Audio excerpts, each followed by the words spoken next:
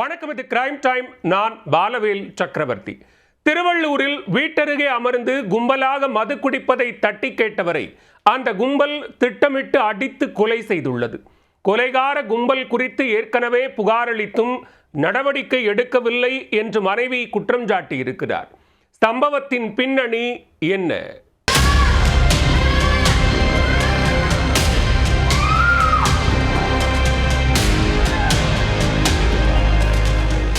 அடித்து கொலை செய்யப்பட்டவரின் உடன் பிறந்த சகோதரி மருத்துவமனையில் கதறும் காட்சிகள்தான் இவை.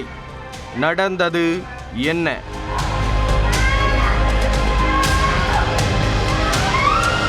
திருவள்ளூர் அடுத்த ஈக்காடு கண்டிகை பகுதியைச் சேர்ந்த கார்த்திகேயன் சென்னையில் உள்ள தனியார் நிறுவனத்தில் பணியாற்றி வந்துள்ளார். இவருக்கு சந்தியா என்ற மனைவியும் 2 மகன்களும் உள்ளனர். வெள்ளிக்கிழமையன்று இரவு வேலை முடிந்து வீட்டிற்கு வந்தபோது இளைஞர்கள் சிலர் கார்த்திகேயன் வீட்டருகே கூடி நின்று மது அருந்தி கொண்டிருந்துள்ளனர். இதை அவர் தனது போனில் வீடியோ எடுக்க அந்த கும்பல் கார்த்திகேயனை சுற்றி வளைத்து கடுமையாக தாக்கியுள்ளது. தாக்குதலில் மூக்கிலிருந்து ரத்தம் வந்த நிலையில் கார்த்திகேயன் சம்பவ இடத்திலேயே மயங்கி விழுந்துள்ளார். உடனே அவரது மனைவி சந்தியா அவரை மீட்டு ஆட்டோவில் திருவள்ளூர் அரசு மருத்துவமனைக்கு கொண்டு சென்றுள்ளார். கார்த்திகேயனை மருத்துவர்கள் பரிசோதித்த போது அவர் உயிரிழந்து இருப்பது தெரிய வந்தது. இது குறித்து அறிந்த புல்லரம்பாக்கம் போலீசார் வழக்கு பதிவு செய்து விசாரணை மேற்கொண்டு வருகின்றனர்.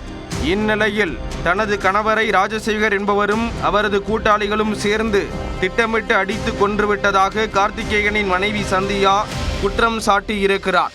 தங்களது வீட்டை சுற்றி தினமும் ஏராளமானோர் கூடியிருந்து மது அருந்தி தங்களிடம் தகராறு செய்துள்ளனர் என்றும், இது குறித்து போலீசில் புகார் கொடுத்தபோது சரியான நடவடிக்கை எடுக்கவில்லை என்றும் கூறியுள்ளார். பள்ளியில் குழந்தைகளை விடுவதற்கு பைக்கில் சென்ற தனது கணவரை ஒரு கும்பல் பின்தொடர்ந்து சென்று மிரட்டி செல்போனையும் உடைத்துள்ளது.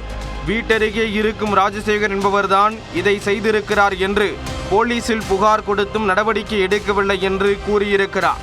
இப்போது புகார் கொடுத்த தனது கணவரையே அதே நபர்கள் அடித்து கொலை செய்து விட்டனர் என்று கார்த்திகேயனின் மனைவி சந்தியா கூறியிருக்கிறார். ஒரு கும்பல் திட்டமிட்டு ஒருவரை அடித்து கொலை செய்த சம்பவம் அப்பகுதியில் பெரும் பரபரப்பை ஏற்படுத்தியுள்ளது. இதனால் அங்கு மேலும் பிரச்சனை ஏற்படாமல் இருக்க கூடுதல் போலீசார் பாதுகாப்பிற்காக நிறுத்தப்பட்டுள்ளனர்.